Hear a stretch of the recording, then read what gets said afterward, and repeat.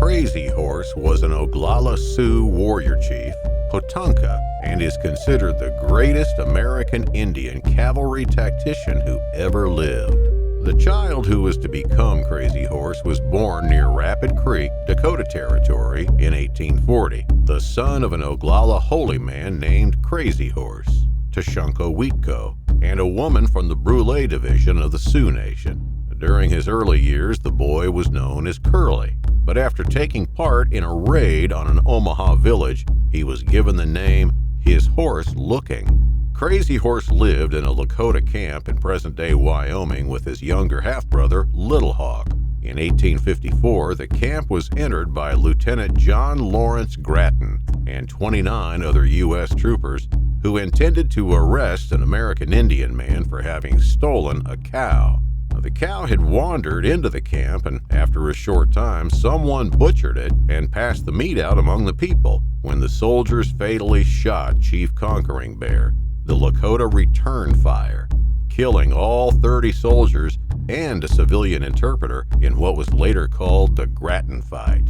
After witnessing the death of Conquering Bear at the Grattan Fight, the young Curly began to get trance visions. Curly went out on a vision quest to seek guidance, but without going through the traditional procedures first. In his vision, a warrior on his horse rode out of a lake, and the horse seemed to float and dance throughout the vision. He wore simple clothing, no face paint, his hair down with just a feather in it, and a small brown stone behind his ear.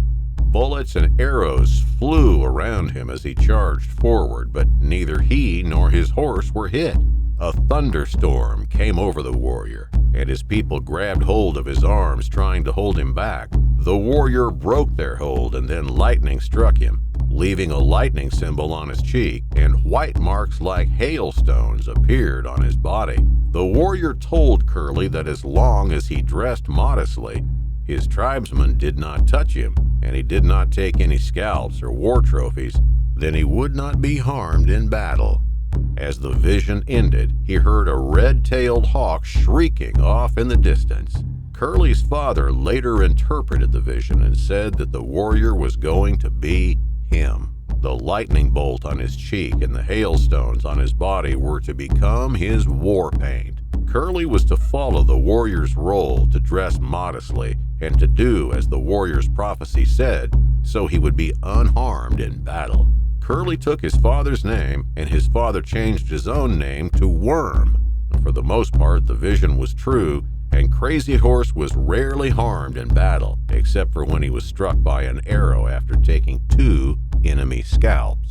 For most of his adult life, Crazy Horse was in constant warfare with the U.S. Army. He served under Red Cloud from 1865 until the latter signed a peace treaty with the whites in 1868. After this time, and until 1876, Crazy Horse was a war leader under the political leadership of Sitting Bull. Sitting Bull was born in 1831 near Grand River, Dakota Territory, in what is today South Dakota. He was the son of Returns Again, a renowned Sioux warrior who named his son Jumping Badger at birth. The young boy killed his first buffalo at age 10, and by 14 joined his father and uncle on a raid of a Crow camp. After the raid, his father renamed him Tatanka Yotanka, or Sitting Bull, for his bravery. The 1868 Fort Laramie Treaty granted the sacred Black Hills of South Dakota to the Sioux, but when gold was discovered there in 1874, the U.S. government ignored the treaty and began to remove native tribes from their land by force. The ensuing Great Sioux Wars culminated in the 1876 Battle of Little Bighorn, when Sitting Bull and Crazy Horse led united tribes to victory against General George Armstrong Custer.